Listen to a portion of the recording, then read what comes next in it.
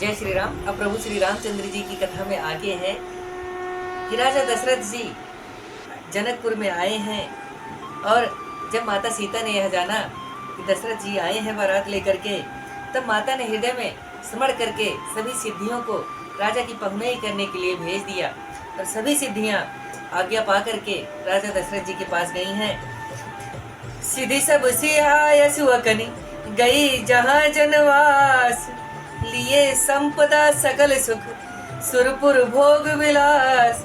सब सिद्धियां सीता जी की आज्ञा सुनते ही सब सुख संपदा और देवलोक का भोग विलास लेकर जनवासे को गई।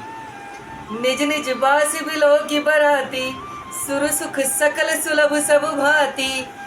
विभव भेद कुछ को ना जाना, सकल जनक कर करही बखाना। अपने अपने रहने का स्थान देखें तो बरातियों ने देवताओं के सब प्रकार के सुखों को यहाँ सुलभ पाया है, क्योंकि सारी सिद्धियां यहीं आ गई हैं। तो जो कुछ भी उनको चाहिए था वह सब कुछ वहीं पे प्रदत्त मिला है, यानी सब कुछ वहीं पे मिला है उन्हें। इस ऐश्वर्य का भेद किसी को कुछ भी नहीं जान पड़ा। सब राजा जनक की बड़ाई करने लगे। सबको यही लगा कि राजा जनक ने यह सारी व्यवस्था कर रखी है। सिय महिमा रघुनायक जानी, हर से हृदय हेतु पहचानी। पितु आगमन सुनत दो भाई, हृदय नाति आनंद समाई।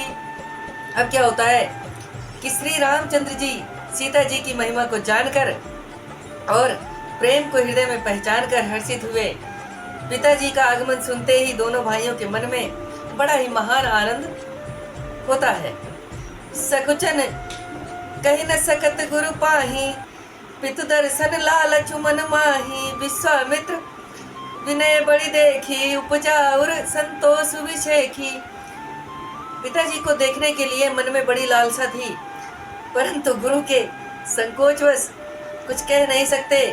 विश्वामित्र जी ने जब बड़ी नम्रता देखी तब उनके हृदय में अधिक संतोष हुआ। यानी जब विश्वामित्र जी ने देखा कि राम और लक्ष्मण कुछ कह नहीं रहे हैं, कि पिताजी आए हैं, उनसे मिलने का पूछ नहीं रहे हैं, तो विश्वामित्र जी को बड़ा ही आनंद हुआ कि यह बहुत ही सुंदर वाक्यांश है। अब आगे बढ़ते हैं। हरसि बंधु दो हृदय लगाए, पुलक अंग अंबक जल छाए। चले जहाँ दशरथ जनवासे, मनहु सरोवर तक्यों पियासे। प्रसन्न होकर उन्होंने दोनों भाइयों को अपने हृदय से लगा लिया।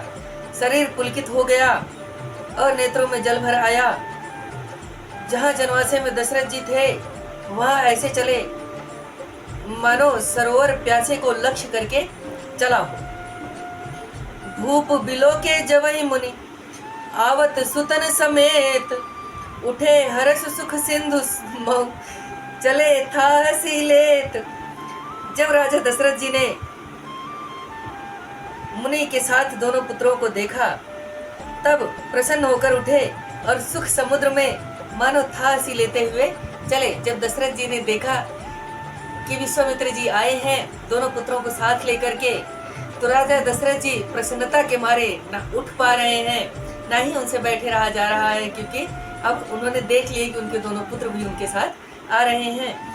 तो अपने आप को संभालते हुए, अपनी था लेते हुए कि कहीं आनंद में मग्न में कहीं वो गिर न पड़े, अपने आप को संभालते हुए उठ रहे हैं राजा दशरथ जी और बड़े ही संभलते हुए जा रहे हैं उनसे मिलने के लिए। इतना प्रेम प्रभु श्री रामचंद्र जी से उनके पिताश्री का था।